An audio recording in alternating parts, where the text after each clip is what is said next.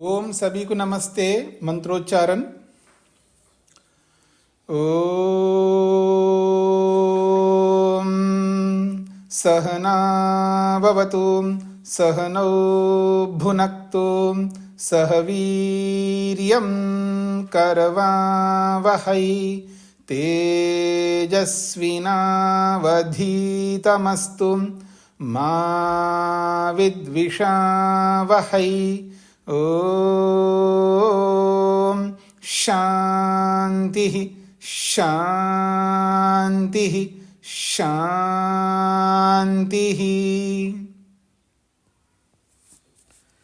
योग दर्शन की 143वीं कक्षा है। साधन पाद के 23वें सूत्र को लेकर के हम विचार कर रहे हैं।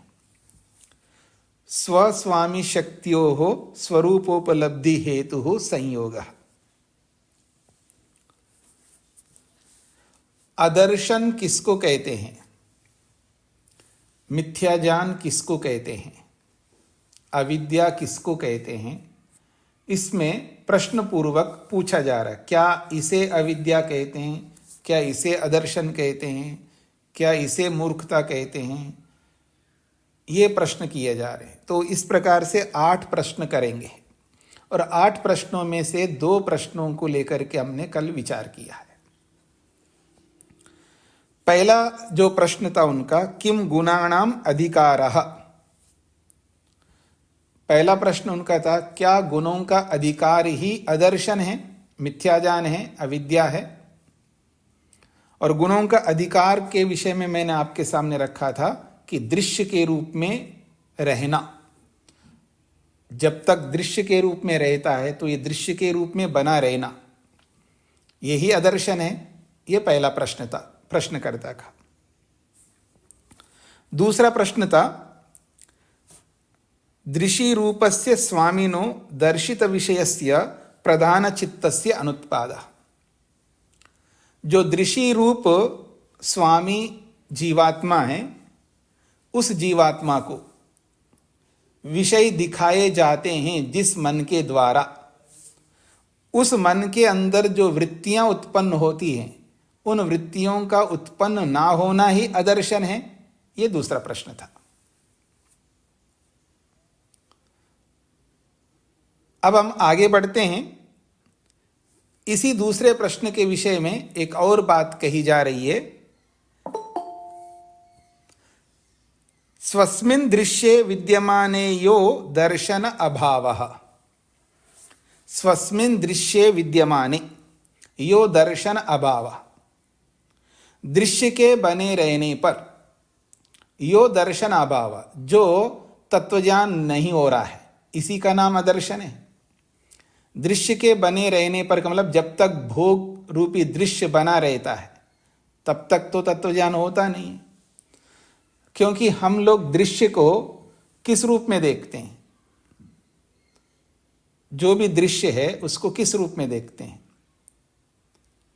अच्छा, दृश्य दृश्य बोल रहा हूं, आप सबके मन में ये बैठ गए दृश्य क्या होता है। क्योंकि पीछे हमने 18वें सूत्र में पढ़ा है दृश्य किसे कहते हैं। प्रकाश क्रिया स्थितिशीलत्वात्, या प्रकाश क्रिया स्थितिशीलम भोगापवर्गार्थम भूतेन्द्रियात्मकम दृश्यम। तो दृश्य का स्वरूप तो आपके मन में आ रहा है ना, दृश्य किसे कहते हैं। तो जो दृश्य है वो दृश्य बना रहता है।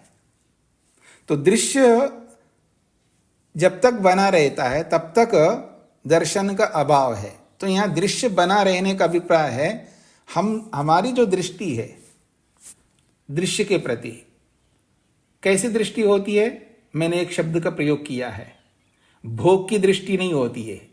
कैसी दृष्टि होती है, भोग विलास की दृष्टि होती है। दोनों में अंतर अलग अलग है, दोनों में बहुत अंतर है। भोग विलास अलग है और भोग अलग है। जो भोग करता है वो अपवर्ग को प्राप्त करता है, जो भोग विलास करता है वो बंधन को प्राप्त होता है। आपको यह स्पष्ट हो रहा है, भोग विलास और भोग दोनों में अंतर समझ में आ गए ना आप लोगों को? इस पर बहुत विचार किया हमने। तो यहां यह बोला जा रहा है स्वस्मिन दृश्य विद्यमान, दृश्य के बने रहने पर यो दर्शन अभाव, दर्शन का अभाव रहता है। तो इसको मैं दूसरे शब्दों में बोलूं, भोग विलास की स्थिति में तत्वज्ञान होता है क्या? अब आप उत्तर आपको समझ में आ जाएगा यहां क्या कहना, इस पंक्ति में क्या कहना चाह रहे हैं यह आपको स्पष्ट होगा। जब व्यक्ति भोग विलास में जुड़ा रहता है, भोग विलास में आकंठ डूबा रहता है, आकंठ पूरा ऊपर तक भरा रहता है भोग विलास में, तो क्या उसको तत्वज्ञान होता है क्या?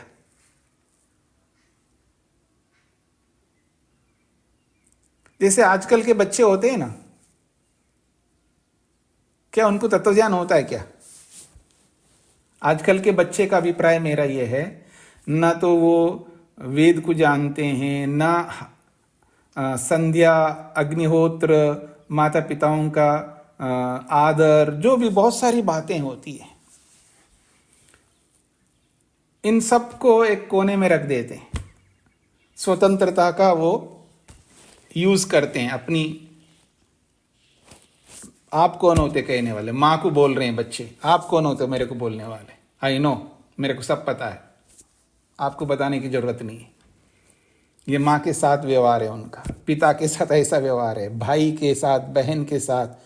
तो जो आज के बच्चे जिस तरह का व्यवहार करते हैं, क्या उनको तत्वज्ञान होता है क्या? क्योंकि वो भोग विलास में डूबे हुए हैं। वो ही नहीं, यदि हम भी इसी तरह भोग विलास में डूबे हुए हैं तो हमें तत्वज्ञान नहीं हो सकता। हम भोग विलास में कब डूबे नहीं रहते हैं? जब हवन कर रहे होते ना, तब नहीं डूबे नहीं रहते, तब नहीं डूबे रहते। जब संध्या में बैठते होंगे आप, तब नहीं डूबे रहते हैं। संध्या हो गई हो, हवन हो गया हो, फिर देखना सेम टू सेम वो जो बच्चे होते हैं ना, वैसे हम होते हैं।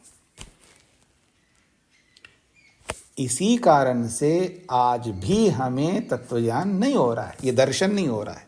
तो ये कह रहे हैं स्वस्मिन दृश्य विद्यमान है, जब दृश्य के रूप में बने रहने पर यो दर्शन अभाव, जो दर्शन ही नहीं हो रहा है, तो क्या इसको अदर्शन कहते हैं, मिथ्या ज्ञान कहते हैं? ये प्रश्न है, दूसरा प्रश्न का ही ये विस्तार है। स्पष्ट हो गया? आगे बढ़े हम तीसरे प्रश्न की ओर। तीसरा प्रश्न है किम अर्थवत्ता गुणानाम। ये तीसरा प्रश्न है, किम अर्थवत्ता गुणानाम। किम तो प्रश्नवाची है और अर्थवत्ता जो है एक अलग शब्द है और गुणानाम एक अलग शब्द है। तीन शब्द है इसमें, किम अलग है, अर्थवत्ता अलग है और गुणानाम अलग है। तो किम तो प्रश्न के लिए आया है, क्या क्या इस अर्थ को कहता है किम। गुणानाम अर्थवत्ता, गुणों की जो अर्थवत्ता है यही अदर्शन है, यह प्रश्नकर्ता का प्रश्न है। गुण तो आपको पता ही है, सत्वरस्तम, और इनकी अर्थवत्ता है इनका प्रयोजन। यहां आप लेंगे भोग अपवर्ग, भोग और अपवर्ग, क्योंकि गुणों की जो अर्थवत्ता है, अर्थवत्ता का अर्थ होता है प्रयोजन। तो गुणों की जो अर्थवत्ता है, अर्थात गुणों का जो प्रयोजन है, भोग और अपवर्ग। तो गुणों का जो प्रयोजन है वो बना रहना, गुणों का प्रयोजन बना रहना ही क्या अदर्शन है? यह प्रश्नकर्ता का प्रश्न है।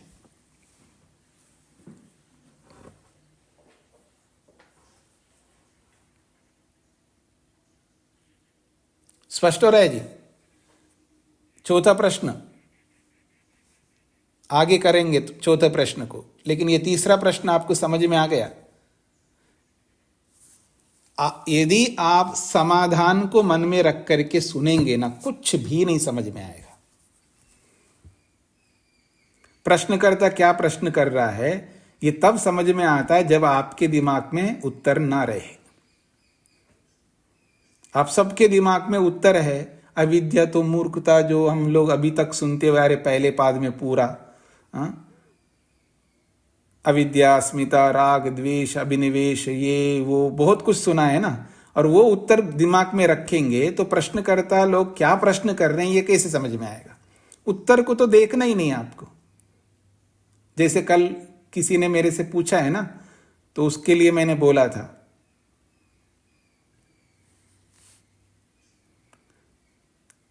प्रश्नकर्ता कुछ भी पूछ सकता है ना, क्या इसको अविद्या कहते हैं? किसी ने पूछा है शलगम किसको कहते हैं जी? किसी ने दिखाया कि ये जो प्याज दिखा रहा है, प्याज को, ये जो ये इसको शलगम कहते हो क्या? वो प्याज को दिखाता हुआ पूछ रहा है, क्या इसको शलगम कहते हैं क्या? किसको दिखा रहा है? प्याज को। कोई दूसरा आ गया, फिर वो दिखा रहा है शकरकंद को, स्वीट पोटैटो जो भी बोलते होंगे आप, तो क्या ये शकरकंद, ये शलगम है क्या? तीसरा आया है, वो दिखा रहा है किसको? आजकल आप खाते होंगे मूली, ये दिख रहा है, ये दिख रहा है ना, लंबा सा सफेद सा। केवल सफेद ही नहीं होता है ना, मूली शलगम के कलर में भी होता है। तो ये जो है ये है क्या शलगम? पूछने वाला कुछ भी पूछ सकता है ना। पूछने वाला मूली को लेकर के पूछ रहे हैं, तो मूली का स्वरूप तो समझ लो आप, मूली क्या होती है। शकरकंद का स्वरूप तो समझ लो, शकरकंद क्या होता है। शकरकंद को दिखा करके, मूली को दिखा करके, प्याज को दिखा करके, क्या यही शलगम है क्या, ये पूछ रहा है। पता नहीं आप शलगम को समझ रहे नहीं समझ रहे। शलगम समझते हैं ना आप सब लोग? हाँ। तो पूछने वाला किसी को समझने के लिए कुछ ही भी दिखाते हुए पूछ रहा है कि इसको कहते हैं क्या, इसको कहते हैं, ऐसे यहां दिखा रहे हैं। उसमें आपको परेशान क्या होना है? आप ये नहीं समझ सकते गुणों की अर्थवत्ता क्या है? ये समझ सकते हैं ना, गुणों की अर्थवत्ता है भोग अपवर्ग। तो गुणों की अर्थवत्ता ही आदर्शन है क्या, ये पूछ रहा है पूछने वाला। इसमें क्या समस्या आ रही है आप लोगों को? समझ में आ गया जी? तीसरा प्रश्न, हम आगे बढ़े। किसी को समझ में नहीं आ रहे तो पूछ सकते हो। चौथा प्रश्न कर रहा है वो, अथ अविद्या स्वचित्तेन सह निरुद्धा, स्वचित्तस्य उत्पत्ति बीजम। अथ अविद्या स्वचित्तेन सह निरुद्धा, स्वचित्तस्य उत्पत्ति बीजम। अथ का मतलब है इसके बाद, यानी तीसरे प्रश्न के बाद अब चौथा प्रश्न प्रस्तुत किया जा रहा है। ये अथ शब्द जो है पश्चात अर्थ में है। तीसरे प्रश्न के पश्चात अब चौथा प्रश्न प्रारंभ हो रहा है। क्या है? अविद्या। अविद्या का मतलब यही अदर्शन। क्या अदर्शन अविद्या इसको कहते हैं क्या? किसको? चित्तेन सह निरुद्धा। जब चित्त यानी मन निरुद्ध हो जाता है, अर्थात प्रलय को प्राप्त होता है, और उसके साथ ही अविद्या नष्ट होती है।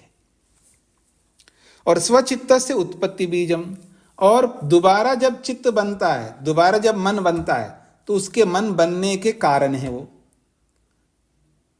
जो मन के नष्ट होने पर नष्ट होता हो और मन की उत्पत्ति का कारण बनता हो, क्या उसको अविद्या कहते हैं? यह प्रश्नकर्ता का प्रश्न है।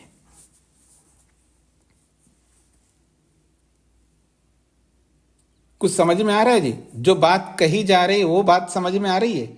मन जब समाप्त होता है, यानी प्रलय में मन समाप्त होता है जी। जब प्रलय में मन समाप्त होता है, सभी पदार्थ समाप्त होते हैं, तो उस मन के साथ साथ वो भी समाप्त होता है, जिसको आप अदर्शन कहना चाह रहे हैं। जिसको आप अदर्शन कहना चाह रहे हैं वो अदर्शन मन के नष्ट होने के साथ साथ नष्ट होता होगा। और जब मन उत्पन्न होता है तो मन उत्पन्न क्यों हो रहा है? उसी के कारण उत्पन्न हो रहा है। तो वही अविद्या है, वही अदर्शन है क्या? ये प्रश्न है। मन के नष्ट होने के साथ नष्ट होता है और मन की उत्पत्ति का कारण बनता है। क्या उसको अदर्शन आप कहना चाह रहे हैं? यह प्रश्नकर्ता का प्रश्न है। चौथा प्रश्न। हाँ जी, समझ में आ रहा है? सरस्वती, जब नाम लेकर के पूछना पड़ेगा तभी आप खोलेंगे अपना। हाँ जी, सरस्वती जी, कुछ समझ में आया? मतलब जब मन नष्ट होने पर नष्ट होना और उत्पन्न होने पर उत्पन्न होना, वो क्या दर्शन है क्या? ऐसा पूछा जा रहा है। तो ये जो पूछा जा रहा है, पूछे जाने वाली बात समझ में आ गई आपको? नहीं समझ। अच्छा, क्या नहीं समझ में आई? मतलब मन के नष्ट होने पर नष्ट हो जाना, हाँ जी, और मन के उत्पत्ति होने पर उत्पत्ति होना, मतलब क्या उत्पत्ति होना और क्या नष्ट होना? जिसको आप अदर्शन कहते हो, जिसको आप अविद्या का नष्ट होना। तो अदर्शन तो वही है ना? हाँ वही अविद्या। हाँ, तो मन के नष्ट होने पर वो नष्ट हो जाता है और मन की उत्पत्ति में वो कारण बनता है। क्या ये आदर्शन है क्या? वो ऐसा पूछ रहा है। ऐसा पूछ रहा है जी। जी अब समझ में आ गया आपको? जी। और किसी से पूछूं मैं? मधु जी, समझ में आया चौथा प्रश्न? अच्छा, और किसी को नहीं समझ में आए तो वो पूछ सकते हो। नीलिमा जी, समझ में आया? हाँ जी, थोड़ा थोड़ा आया। हाँ, तो थोड़ा थोड़ा क्यों आया? पूरा अविद्या के लिए कहा है। नहीं, अदर्शन अविद्या के लिए तो कहा। ये चौथा जो प्रश्न है, ये समझ में आ रही है आपको? हाँ जी जी स्वामी जी। जी नहीं जी, अभी नहीं आया। अभी नहीं आया ना? क्यों आएगा? क्यों आएगा?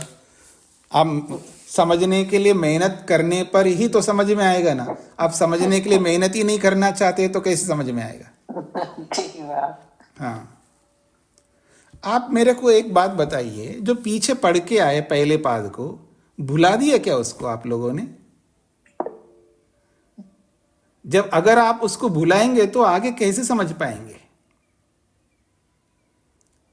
मैं ये नहीं कह रहा हूं कि एक एक पंक्ति को याद रखना है। एक एक पंक्ति मेरे को भी याद नहीं है, लेकिन सिद्धांत तो याद रखना है ना आप लोगों को। हाँ जी। अब तो माइक बंद कर लीजिएगा। ये तो नीलिमा जी को नहीं कह रहा हूं, मैं सबके लिए बोल रहा हूं। मैं ये कहना चाह रहा हूं कि जो पहला पाद पढ़ कर के आए हैं, तो अगर उस पहले पाद में बहुत सारे सिद्धांत बताए गए हैं, उन सिद्धांतों को याद नहीं रखोगे तो आगे नहीं समझ में आएगा आपको। आप मेहनत नहीं कर रहे हैं, आपको मेहनत बहुत करना पड़ेगा, तभी आगे बढ़ पाएंगे। कितने बार पढ़ कर के आया पहले पाद में कि मन जब नष्ट होता है प्रलय काल में, उसके साथ उसके अंदर जो भी रहता है वो सब नष्ट हो जाता है। पढ़ करके नहीं आए आप? मन में जो भी संस्कार रहे या अविद्या रहे या ज्ञान रहे, कुछ भी रहता है मन के अंदर। मन के अंदर बहुत कुछ रहता है, और जब प्रलय हो गया, सब कुछ नष्ट हो गया, संसार ही नहीं रहा, तो जब प्रलय हो गया तो मन में जो भी रहेगा वो सब नष्ट नहीं होता है क्या? बता दिया था पीछे पहले पाद में। वही तो बात कह रहे हैं यहां पर। मन के नष्ट हो जाने पर वो अविद्या भी नष्ट हो जाती है। और जब मन उत्पन्न होता है तो मन उत्पन्न होता क्यों है, ये भी पढ़ करके आए। प्रमोद जी बताइए, मन क्यों उत्पन्न होता है? किस कारण से मन उत्पन्न होता है? जी स्वामी जी। मन उत्पन्न क्यों होता है?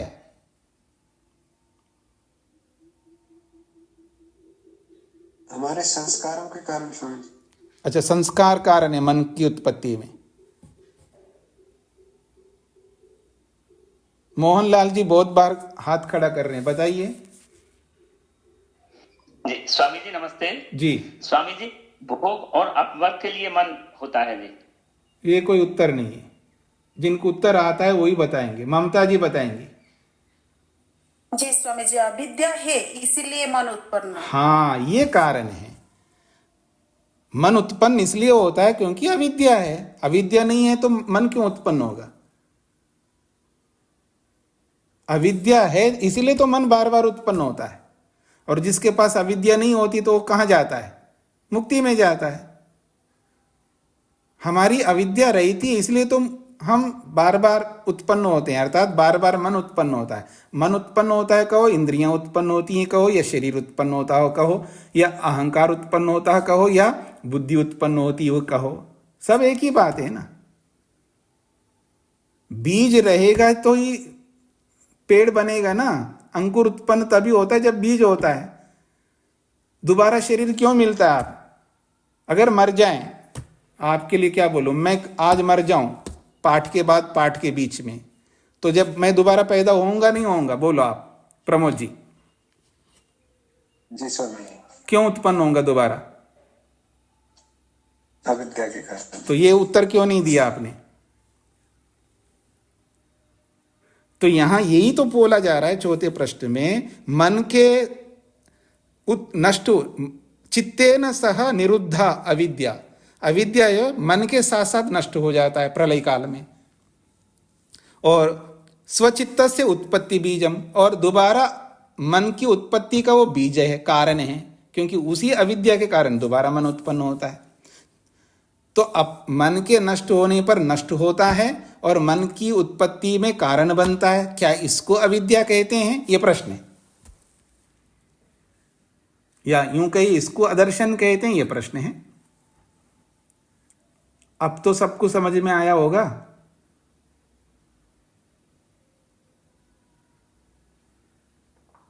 हाँ जी प्रहलाद जी, समझ में आ गया? गुरु जी। ठीक है, अब मैं आगे बढ़ रहा हूं। किसी को नहीं समझ में आए तो अभी पूछ सकते हो। शर्मिला जी, समझ में आया? हाँ जी स्वामी जी। ठीक है, अब आगे बढ़ते हैं जी। पांचवा प्रश्न है, किम क्या स्थिति संस्कार क्षये गति संस्कार अभिव्यक्ति। ये पांचवा प्रश्न आया है। पांचवा प्रश्न क्या कह रहा है?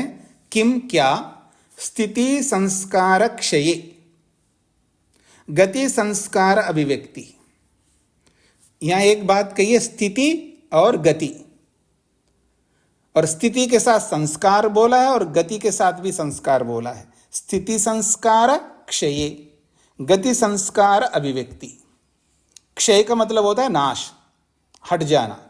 स्थिति संस्कार के हट जाने पर गति संस्कार की अभिव्यक्ति, तो गति संस्कारों का प्रकट होना, एक प्रकट होना है, एक हट जाना है, और स्थिति संस्कार का हट जाना है और गति संस्कार का प्रकट होना है। क्या यही अदर्शन है? यह पांचवा प्रश्न है। अब स्थिति संस्कार क्या है, गति संस्कार क्या है, यह थोड़ा समझ लेते हैं। अब मेरी ओर देखिएगा।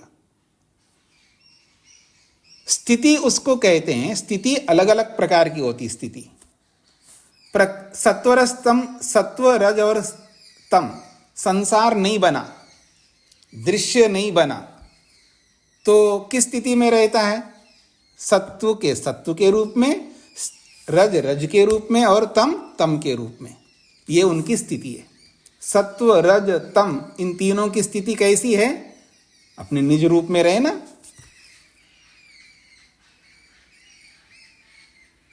यह है स्थिति संस्कार। जब स्थिति संस्कार का मतलब है सत्व रज और तम जिस रूप में है उस रूप में ना रहे। सत्व सत्व के रूप में ना रहे, तम तम के रूप में ना रहे, और रज रज के रूप में ना रहे, एक स्थिति। फिर गति संस्कार का मतलब है, गति का मतलब है दृश्य।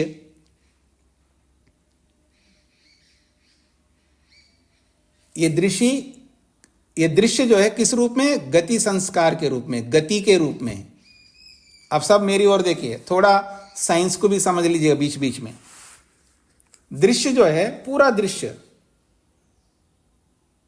स्टिल होकर के खड़ा है या गतिशील है, गमन में है, गति कर रही है? संसार गति कर रहा है या एक जगह रुका हुआ है? गति कर रहा है, गति कर रहा है। धरती भी घूम रही है, सब घूम रहे हैं और साथ साथ में आगे भी बढ़ रहे हैं। तो पूरा का पूरा ब्रह्मांड जो है गमन कर रहा है। तो क्या कर रहा है ब्रह्मांड? गति कर रहा है। तो गति संस्कार का मतलब है दृश्य, जो कि गमन के रूप में है। तो गति संस्कार अभिव्यक्ति, और गति संस्कार की अभिव्यक्ति प्रकट है, हमको दिख रहा है, संसार गमन कर रहा है, आगे गति कर रहा है। तो जब सत्वर स्तंभ अपनी स्थिति में ना रहे और किस स्थिति में आ जाए? गति संस्कार के रूप में आ जाए, अर्थात संसार के रूप में आ जाए, तो क्या इसको अदर्शन कहते हैं? यह प्रश्न है।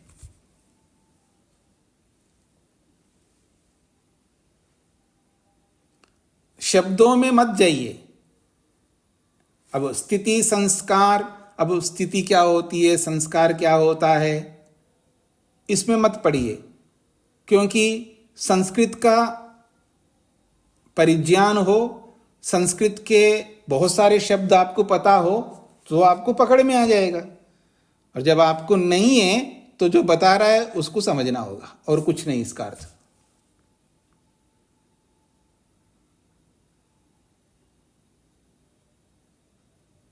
कुछ समझ में आ रहा है आप लोगों को?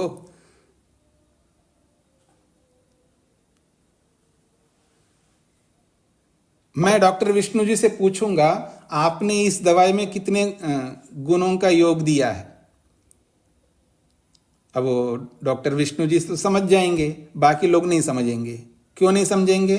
वो आयुर्वेद नहीं पढ़े हैं, चरक सुश्रुत नहीं पढ़े हैं, सीधी सी बात है।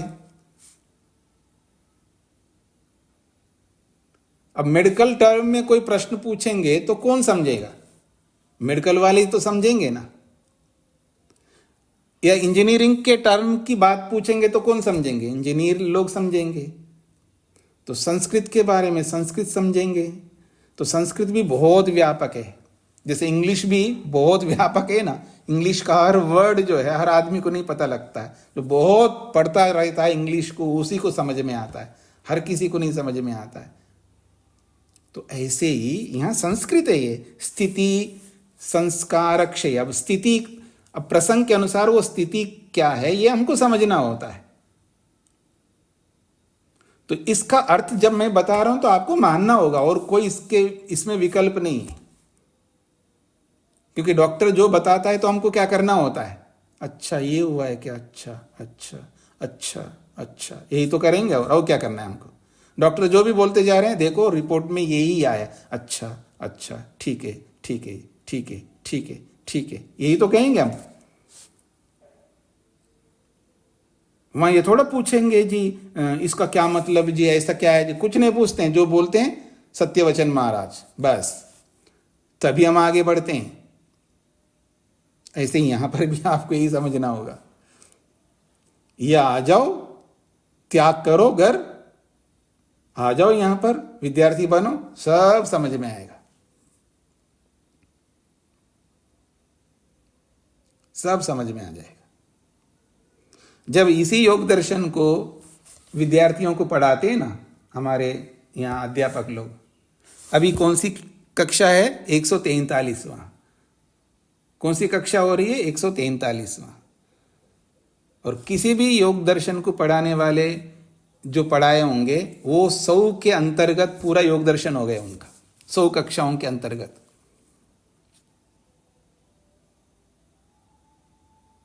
और हम आधा भी नहीं हुआ है, हमारा योग दर्शन आधा भी नहीं हुआ है।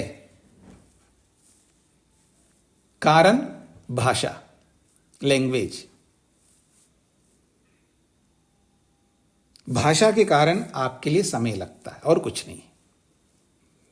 मैं आपको कोई डरा नहीं रहा हूं, वास्तविकता आपके सामने प्रस्तुत कर रहा हूं। तो यहां बोला जा रहा है स्थिति संस्कार क्षय। जो स्थिति है सत्व रज तम, उनकी जो स्थिति है, संस्कार का मतलब है स्वरूप है। यहां पर संस्कार का अर्थ है यहां पर स्वरूप है, मतलब जिस स्वरूप में सत्वरजतम रहता है उस स्वरूप का जब वो स्वरूप जब हट जाता है तो हट जाते ही इसका मतलब वो कार्य के रूप में आएगा, तो गति के रूप में आ गए। तो गति संस्कार, गति का स्वरूप अभिव्यक्त होता है, यानी दृश्य के स्वरूप में वो अभिव्यक्त होता है। तो सत्वरस्तम जिस स्वरूप में था उस स्वरूप का हट जाना और नए स्वरूप में, दृश्य के स्वरूप में जब आ जाता है, क्या इसी का नाम अदर्शन है? यह प्रश्न है। अब तो क्लियर हुआ होगा। आगे कह रहे हैं यत्र इदम उक्तम, इसी संबंध में किसी ऋषि ने ये बात कही। यत्र इदम उक्तम, इस संदर्भ में किसी ऋषि ने ये बात कही है। किस संदर्भ में जी? स्थिति संस्कार क्षये गति संस्कार अभिव्यक्ति, इसी संदर्भ में किसी और ऋषि ने एक बात कही है, उसको कोट कर रहे हैं महर्षि वेदव्यास जी। क्या कह रहे हैं? यत्र इदम उक्तम, इस संदर्भ में ये बात कही गई। क्या? प्रधानम स्थित्या एव वर्तमानम, अध्याय कर सकते हैं स्यात्। प्रधानम स्थित्या एव वर्तमानम, प्रधानम का मतलब प्रकृति सत्वरस्तम, स्थित्या एव वर्तमानम, यदि प्रकृति अपनी स्थिति में ही विद्यमान रहे, जिस रूप में है सत्वरस्तम, जिस रूप में, उसी स्वरूप में यदि विद्यमान रहे, यदि प्रधानम स्थित्या एव वर्तमानम स्यात्, यदि प्रधान रूपी प्रकृति सत्वरस्तम अपनी स्थिति में, अपनी साम्यावस्था की स्थिति में ही विद्यमान रहे, विकार अकरणात् अप्रधानम स्यात्, विकार अकरणात्, विकार का मतलब है कार्य पदार्थ, दृश्य, विकार का अर्थ है दृश्य। तो विकार अकरणात्, दृश्य न बनाने के कारण से, अप्रधानम स्यात्, फिर उसको कोई भी प्रधान नहीं कहेंगे, उसको प्रकृति नहीं कहेंगे। प्रधान उसको कहते हैं यहां कि जो किसी कार्य को उत्पन्न करे। प्रकृति का नाम प्रधान इसलिए रखा है क्योंकि वो दृश्य को बनाता है, इसलिए उसका नाम प्रधान रखा है।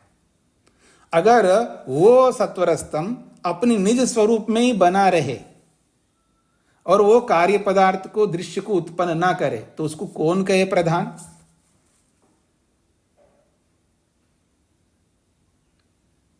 समझ में आ रहा है आप लोगों को?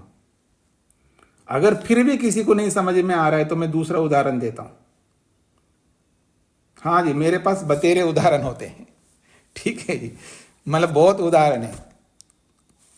हमारी कक्षा में क्या करे, कोई हरियाणा के, कोई पंजाब के, कोई उत्तर प्रदेश के, कोई कहीं के, कोई, इसलिए कई बार भाषा में बदलाव करना पड़ता है, आपको हंसा हंसा करके कुछ वो गुट्टी पिला सके। तो आइए, भगवान ईश्वर किस बात पर ईश्वर है, किस बात पर वो भगवान है? यदि वो संसार नहीं बनाते, मेरे को क्या लेना देना है भगवान से? कोई मतलब नहीं, मेरे लिए यूजलेस है। मोटी भाषा में बोल रहा हूं, भगवान मेरे लिए कोई औचित्य नहीं रखता। क्यों? संसार बनाता ही नहीं है, कुछ करता ही नहीं, तो फिर किस बात का भगवान है वो?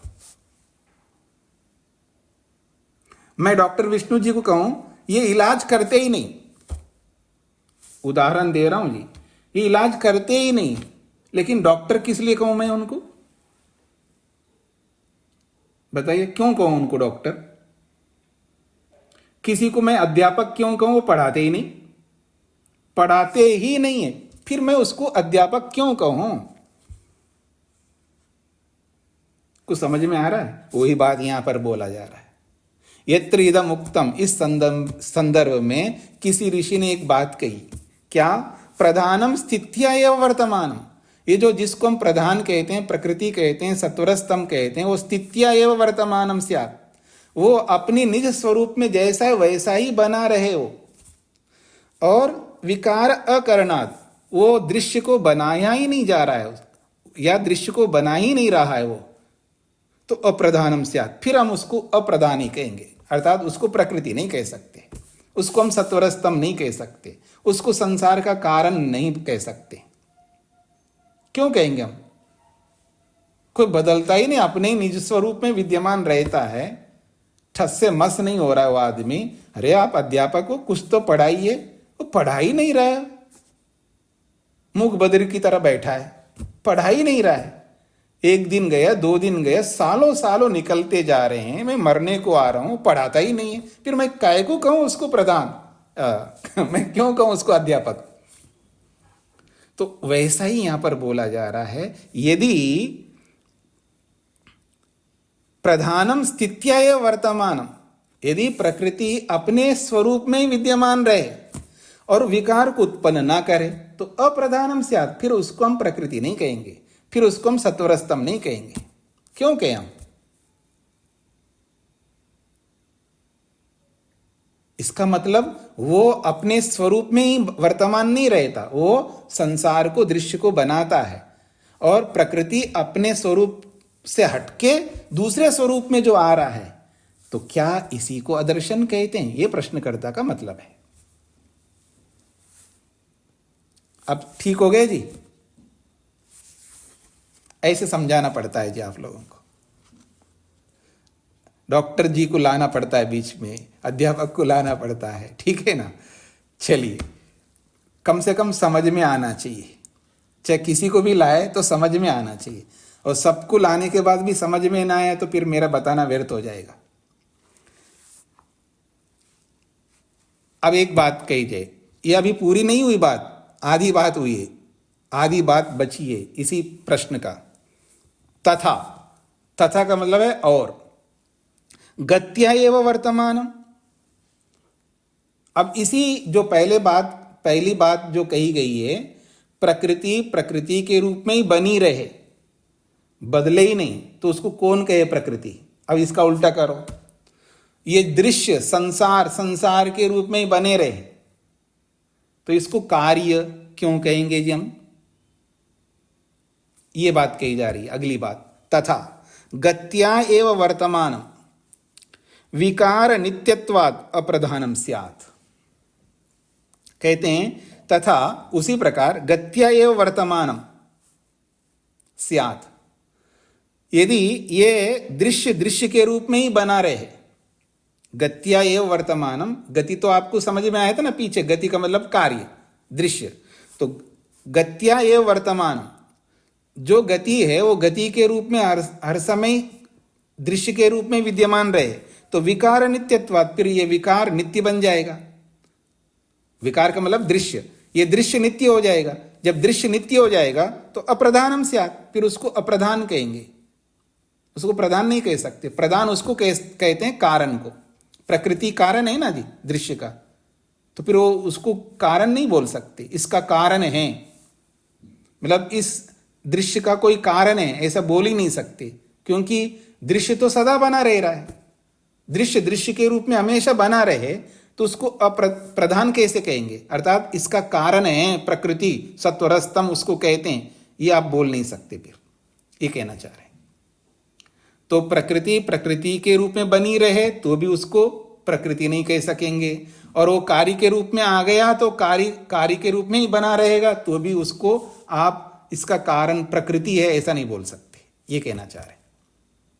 अब तो समझ में आ गया होगा, इसके लिए ज्यादा समझाने की आवश्यकता नहीं है। सिक्के का एक पहलू को समझ लिया तो दूसरा पहलू अपने आप आसानी से समझ में आ जाता है।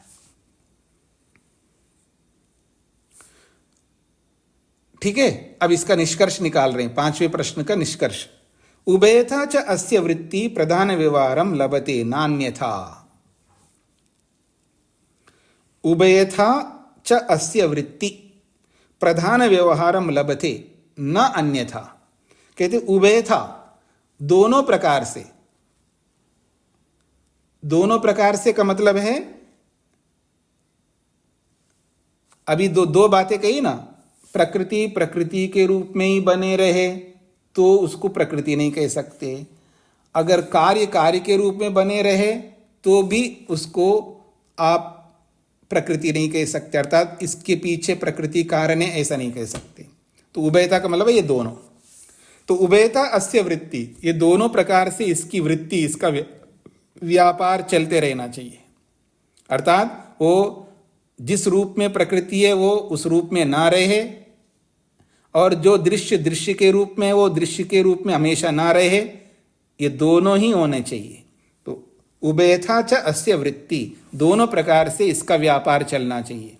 प्रकृति सदा प्रकृति के रूप में ना रहे, बदले, और दृश्य दृश्य के रूप में सदा ना रहे, वो भी बदले, तो उसका बदलना ही उसका व्यापार है, उसकी वृत्ति है। तो उभयथा च अस्य वृत्ति, अस्य प्रधानस्य, इस प्रकृति के, इस प्रधान के, उभयता वृत्ति, दोनों प्रकार का व्यवहार, इसलिए कहते प्रधान व्यवहारम लभते, तभी प्रकृति का ये दोनों प्रकार का व्यवहार प्राप्त होता है। अगर ऐसा प्राप्त को ही हम स्वीकार करते हैं तो ठीक है, ना अन्यथा इसको हटाएंगे तो फिर ना उसको प्रकृति कहेंगे ना उसको कार्य कहेंगे, ये कहना चाह रहे। स्पष्ट हो रहा है जी? कारणांतरेषु अपि कल्पितेषु एव समान चर्चा। यदि प्रकृति को हटा देते हैं जी, प्रकृति नहीं कहेंगे, किसी और कारण को रखते हैं,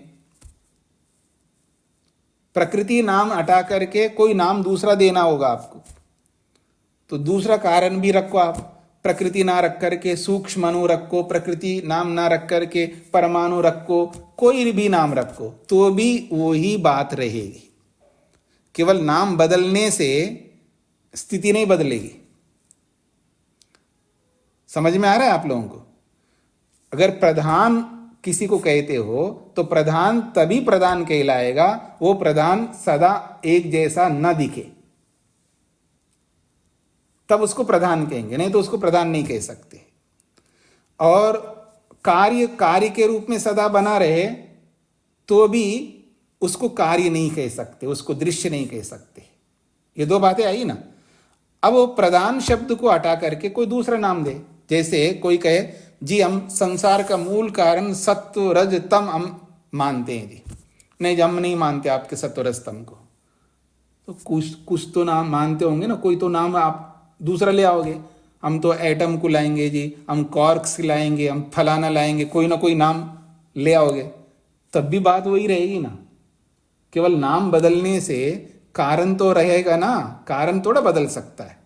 संसार का कारण तो रहेगा ही ना, केवल नाम ही तो बदल रहे हो आप। सत्वरस्तम के नाम से आप नहीं जानना चाहते हैं, नहीं मानना चाहते हैं, तो किसी और नाम लाओगे, यही तो होगा।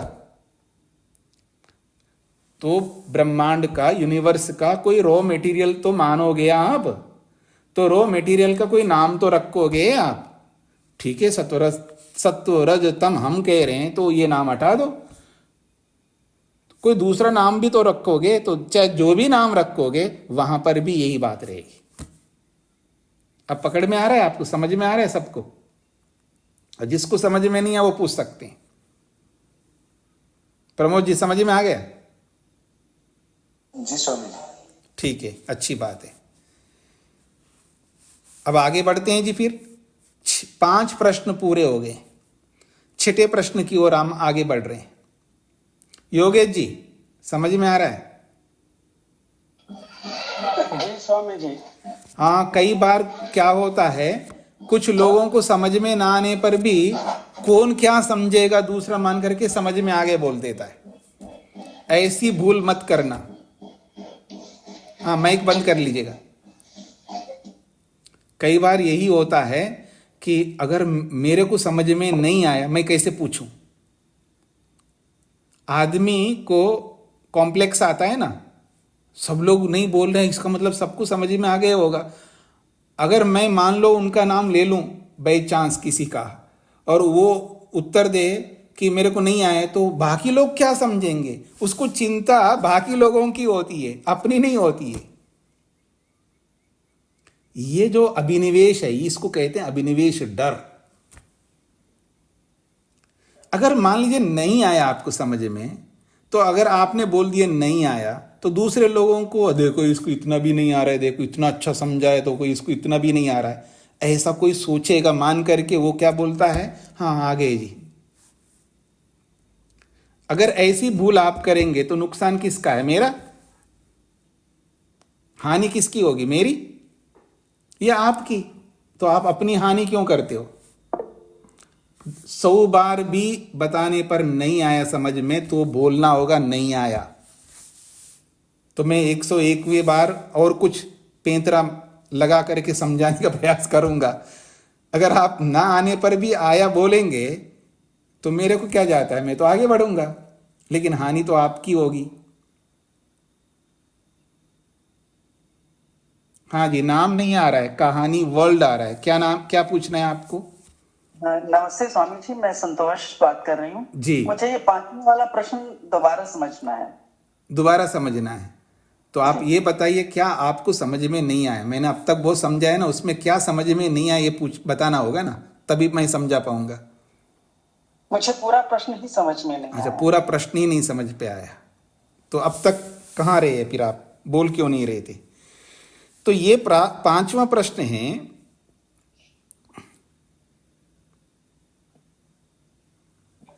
हाँ, प्रश्न ये है कि अदर्शन किसे कहते हैं? तो अदर्शन, क्या इसको अदर्शन कहते हैं, क्या इसको अदर्शन कहते हैं, ऐसे पूछते पूछते 5वें प्रश्न पर आ गए हम। वो पूछ रहा है कि जो संसार, जो सत्वरस्तम है वो अपनी निज स्वरूप में रहता है, तो वो अपने निज स्वरूप में ना रह करके अपना स्वरूप को बदल दे और कोई नया स्वरूप आता है। तो सत्वरस्तम अपने स्वरूप को बदल करके जब नए स्वरूप में आता है तो क्या इसी को अदर्शन कहते हैं? ये प्रश्न है। ये बात समझ में आ गई आपको? अब इसी को समझाने के लिए किसी और ऋषि की बात उन्होंने रखी है कि जो सत्वरस्तम है, जिसको प्रधान शब्द से बोला जाता है, उसका सत्वरस्तम का एक दूसरा नाम है प्रधान। प्रधान करते सत्वरस्तम।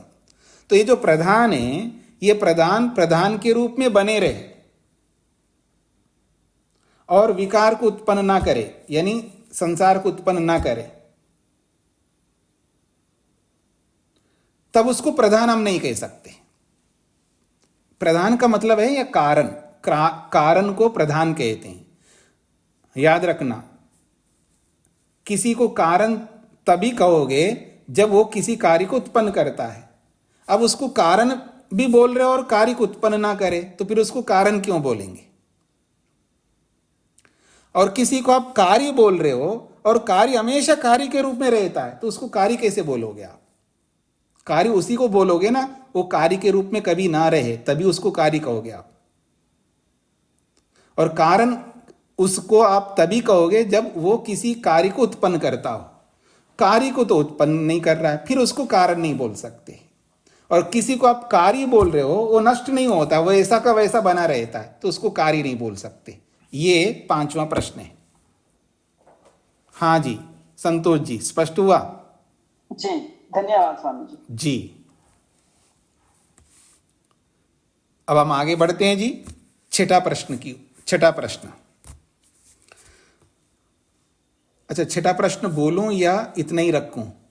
किसी कुछ पूछना हो आज के पाठ में तो आप पूछ सकते हो, और नहीं पूछना है तो मैं छठे प्रश्न की ओर बढ़ूंगा। किसी कुछ पूछना, प्रश्न करना है आज? प्रमोद जी। नमस्ते स्वामी जी। जी, मुझे कल आपने बताया था कि दर्शन मोक्ष का कारण नहीं है, जो बताया था। मैंने ऐसे ही बोला, दर्शन मोक्ष का कारण नहीं है। मतलब उससे बंधन छूटता है और बंधन हट छूटना मोक्ष का कारण है। हाँ जी, इतना बताया था आपने। तो ये एक जो सूत्र है ज्ञानान मुक्ति, उसको भी इसी रूप में ही समझना चाहिए स्वामी जी? हाँ जी, बिल्कुल इसी रूप में समझना है। ठीक ठीक। सीधा कारण है कि बंधन का अभाव, यानी मिथ्या ज्ञान का अभाव, क्योंकि दर्शन मिथ्या ज्ञान को हटाता है। तो मिथ्या ज्ञान को हटाने वाला कौन है? दर्शन। दर्शन सीधा किसका कारण है? मिथ्या ज्ञान को हटाने का। तो इसलिए मिथ्या ज्ञान को हटाने वाला है, और मिथ्या ज्ञान का हटना ही मोक्ष है। तो सीधा कारण नहीं है तत्वज्ञान, ये बोला था कल जी। परंपरा से कारण नहीं होता, ये तो ऐसा हम कहना नहीं चाहते, ना दर्शनकार कहना चाहते। परंपरा से जो जो कारण बनते उन सबको कारण बनाना पड़ेगा, लेकिन सीधा कौन कारण है? मिथ्या ज्ञान का हटना ही मुक्ति का सीधा कारण है, ये बोला है यहाँ पर। जी तेज नारायण जी। जी स्वामी जी नमस्ते। जी एक नई चीज समझ में आई कि प्रकृति जब विकार उत्पन्न करती है, विकार में आती है, विकृति होती है, जी सामावस्था से विषमावस्था में आती है, तभी उसका नाम प्रकृति है। अभी तक हम अव्यक्त, जो व्यक्त नहीं होती उसी को प्रकृति मानते थे। जो व्यक्त नहीं होती है, प्रकृति का एक नाम अव्यक्त भी तो है ना सर? जी जी जी, तो हम समझते थे कि जो साम्य अवस्था में है वही प्रकृति है। एक नया कंसेप्ट आज सामने आया जी। ऐसा पांचवें प्रश्न के रूप में।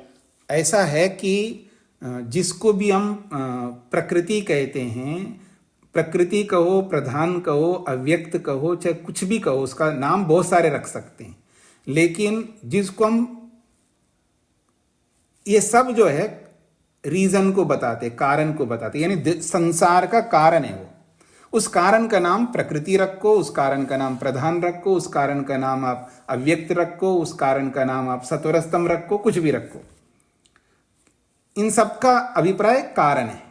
किसी को आप कारण बताएंगे, वो कारण किसी कार्य का होगा। अगर कोई कार्य ही नहीं हमारे सामने, उसको आप कारण नहीं बोल सकते। जैसे मैं ईश्वर को कारण बताऊंगा, तो कारण क्यों बताऊंगा? क्योंकि उसके साथ में कार्य है। कारण का मतलब है निमित्त कारण। कारण अनेक होते हैं, वो कारण जरूर है किसी ना, वो किसी का कारण ही नहीं है, तो उसको मैं कारण क्यों बोलूं? उसको कारण बोल ही नहीं सकता। कारण तभी बोलूंगा वो किसी का कारण बनेगा। तो ऐसे सत्वर स्तंभ भी, जिसको प्रधान बोल रहा हूं, प्रकृति बोल रहा हूं, तो वो कारण है, तो उसका कोई ना कोई कार्य होना चाहिए। यहां उपादान कारण की बात हो रही है, तो उपादान कारण अलग है, निमित्त कारण अलग है। ठीक है, दो ही तो कारण है, उपादान कारण और निमित्त कारण। साधारण कारण तो वैसे बनाया गया है, मुख्य तो दो ही कारण है। ईश्वर के सामर्थ्यों को ही, कुछ सामर्थ्यों को साधारण कारण बोल देते हैं। वैसे तो दो ही कारण है, निमित्त कारण और उपादान कारण। तो अब किसी को कारण बताएंगे, तभी बताएंगे उसके पीछे कोई कार्य होना चाहिए, कार्य दिखना चाहिए। अगर कार्य ही नहीं दिख रहा है, तो उसको किस बात पर मैं कारण बोलूंगा? नहीं बोल सकते। और किसी को मैं कार्य बोल रहा हूं, तो कार्य तभी बोल सकता वो हमेशा ना रहे, तभी उसको कार्य बोलूंगा। और वो हमेशा रहेगा तो वो नित्य हो जाएगा, तो फिर उसको मैं कार्य कैसे बोल सकता? ये कहा गया यहां पर। जी जी, बहुत बहुत धन्यवाद योगेश जी। जी स्वामी जी, यही स्पष्टता करनी थी जो आपने बोला। कार्य यदि कारण के रूप में ना आएगा और कारण यदि कार्य रूप में नहीं आएगा, तब तक उसको प्रधान नहीं कह सकते। ये सूत्र 5 का अर्थ हो गया। जी जी। दूसरी बात, लोक परंपरा में प्रकृति को विकृति और संसार बोलते, इसको यहाँ कार्य पदार्थ या कार्य रूप में बोला गया है। प्रकृति यदि कार्य रूप में नहीं आएगी तो उसको प्रधान नहीं कहा जाएगा। यहाँ कार्य रूप है, लेकिन परंपरा में विकृति है। ये प्रकृति को विकृति बोलते हैं, जिसको संसार कहा जाता है। तो ये दो प्रकार के समानार्थी शब्द एक ही है ना। जी जी। यहाँ कार्य रूप बोला गया है और परंपरा में विकृति बोलते हैं प्रकृति को। जी जी, यहाँ पर भी तो बोला है ना, उस विकृति को ही यहाँ पर विकार बोला है। हाँ जी, हाँ जी। जी जी जी। हाँ जी, और किसी का कोई प्रश्न है? पूछ लीजिएगा। जिनको समझ में नहीं आए तो कोई कुछ भी समझने लगने दो। अगर आपको कुछ नहीं आता, देखो इतना समझा फिर भी इनको नहीं आ रहा है, ऐसा कोई समझता हो आपके बारे में, समझने लीजिएगा। किसी की चिंता ना करते हो पूछिएगा, और किसी की चिंता करोगे तो आप रह जाओगे, बढ़ोगे ही नहीं जीवन में आगे। हाँ जी, तेज नारायण जी। जी स्वामी जी, ये व्यवहारम लभते ना अन्यथा, इसके बाद में करणांतरेषु है या करणांतरेषु? हाँ, यहाँ मिसप्रिंट है कारणांतरेषु। जी धन मात्रा छूट गई है, तो कारणांतरेषु होना चाहिए। मतलब प्रधान शब्द, इसको सत्वर स्तंभ को मूल प्रकृति, मूल रॉ मेटीरियल ना मानो तो किसी और को मानोगे, तो जिसको भी मानोगे वहां पर भी यही बात रहेगी। ये इसका अभिप्राय है। जी हाँ जी, बेंदुधर जी। स्वामी जी, सत्व रजतम प्रैक्टिकल मीनिंग क्या है, मुझे कुछ मालूम नहीं हुआ। प्रैक्टिकल मीनिंग ये रॉ मटेरियल, रॉ मटेरियल का नाम दिया है सत्वरस्तम। इससे कैसे प्रकृति सृष्टि होती है? इससे कैसे होती है? हाँ जी। मैं आपसे पूछूंगा इलेक्ट्रॉन, न्यूट्रॉन, प्रोटॉन से कैसे हमको एटम कैसे बनता है, तो आप क्या उत्तर देंगे? वो तो उसका रीजन है, उसी से बनता है। सत्व रजतम सब एक्चुअली प्रैक्टिकल मीनिंग क्या है जी, मुझे समझ में नहीं आता। अच्छा, प्रैक्टिकल मीनिंग मतलब सत्तू का मीनिंग पूछना चाह रहे हैं? हाँ जी, प्रैक्टिकल मीनिंग माने मेटेरियलिस्टिक। हाँ, सुख है, सुख देने वाला। सत्तू का मतलब सुख देने वाला, रज का मतलब दुख देने वाला,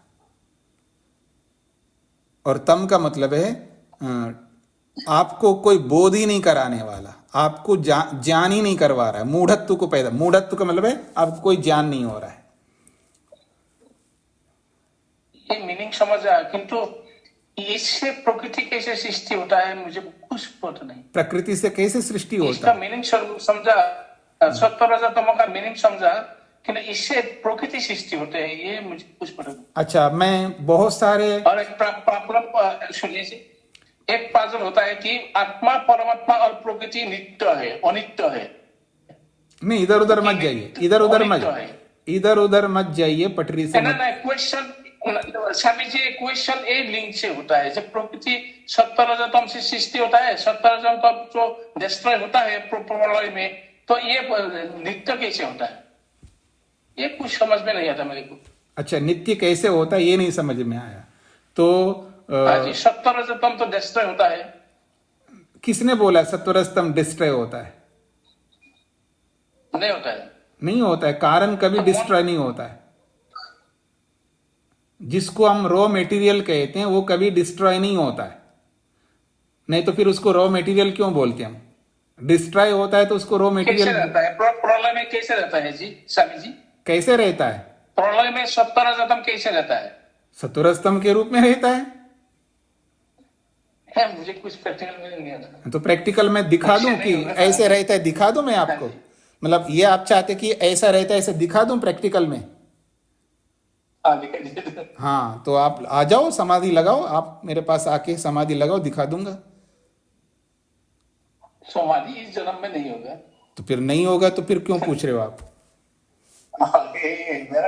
मुझसे दर्शन प्रथम चैप्टर खूब सुंदर समझता था, मैं सेकंड चैप्टर में खूब टफ पिटा है। मेरे को एटम दिखाइएगा। दिखाएंगे आप? दिखा सकते हैं? प्रैक्टिकल में मेरे को एटम दिखाइएगा। दिखाओगे? नहीं। आप एटम का पिक्चर देख पाता हूँ, किंतु सत्वरजतम का कोई पिक्चर मुझे मन में नहीं आता। नहीं आएगा ना, क्यों आएगा?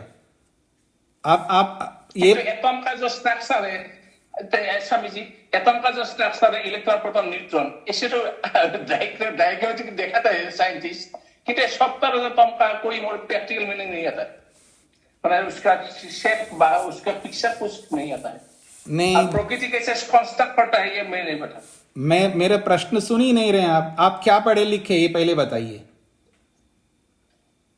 आपने पढ़ाई स्टडी किसमें किया? डिग्री किसमें किया? वो सिविल इंजीनियरिंग।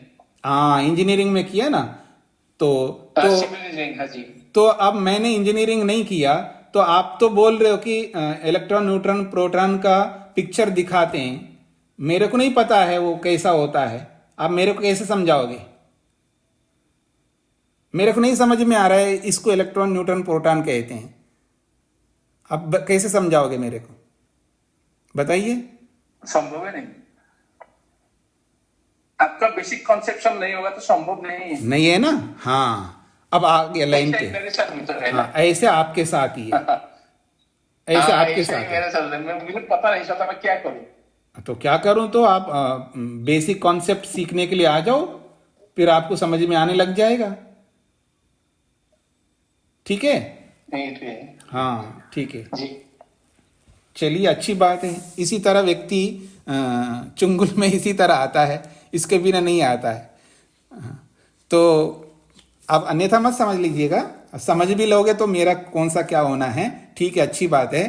पर मैं ये कहना चाहता हूं कि किसी भी विषय में डीप में नॉलेज करने के लिए उस विषय का बेसिक कॉन्सेप्ट हमको समझना होता है, ये आपने स्वीकार किया। तो ठीक इसी प्रकार से यहाँ पर भी सत्वर स्तंभ का बेसिक कॉन्सेप्ट आपको समझना है, तो आपको दंगल में उतरना होगा। दंगल में उतरो। आप आपके बाल सफ़ेद दिखाई दे रहे हैं, तो आपके कर्तव्य पूरे हो गए होंगे। तो आ जाओ, आकर के इसके बेसिक कॉन्सेप्ट समझ लो यहाँ बैठ करके, फिर सब समझ में आने लगेगा धीरे धीरे। तो ठीक है जी, इसको यहीं पर विराम देता हूँ। आप ऐसा मत समझ लीजिएगा मैं ऐसे ही किसी को दबा रहा हूँ, ऐसा मत समझना किसी को। मैं किसी को दबाने के लिए नहीं आया, सबको उभारने के लिए आया हूँ। तो मेरा कोई उद्देश्य नहीं। आप स्वामी है नहीं, अब अपना माइक बंद करिएगा। हम जैसे नहीं है, जो ऑर्डिनरी पीपल नहीं है आप। माइक बंद आप करिएगा। ऑर्डिनरी आदमी नहीं है, आप स्वामी है जी। माइक बंद करिएगा। मेरा ऐसा कॉन्सेप्शन नहीं होगा, ऐसा कॉन्सेप्शन इस जन्म में नहीं होगा। महर्षि का शिष्य मानता हूँ जी, महर्षि का शिष्य मानता हूँ। सामने बैठ रहा है महर्षि जी। कुछ हुआ था मेरे साथ, इसलिए ऐसा प्रॉब्लम हुआ है। हाँ जी, मैं बेंदुधर जी को नहीं कह रहा हूँ अपना माइक बंद करके रखे। तो मैं सबके लिए बोल रहा हूँ कि किसी भी विषय में मैं किसी को दबाना नहीं चाहता हूँ। अगर किसी को मैं दबाऊंगा तो मैं स्वयं अविद्या में जाऊंगा। जिस अविद्या को दूर करने के लिए हम चर्चा कर रहे हैं, मैं अन्यायपूर्वक अध्यापक होने के नाते किसी को यूं दबाना चाहूँगा तो आपका विनाश हो या ना हो, आपकी हानि हो या ना हो, सबसे पहले मेरी हानि होगी। इसलिए क्यों मैं अपनी हानि करके आगे बढ़ना चाहूँगा, कभी नहीं बढ़ सकता।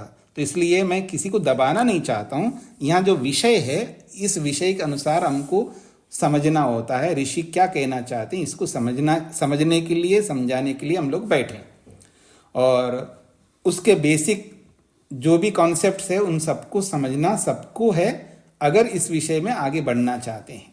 बस इतना ही मेरा कहना है, यही तात्पर्य है। तो बाकी बातें हम कल करते हैं जी। इसको यहीं पर विराम देता हूँ। ओम शांति शांति शांति।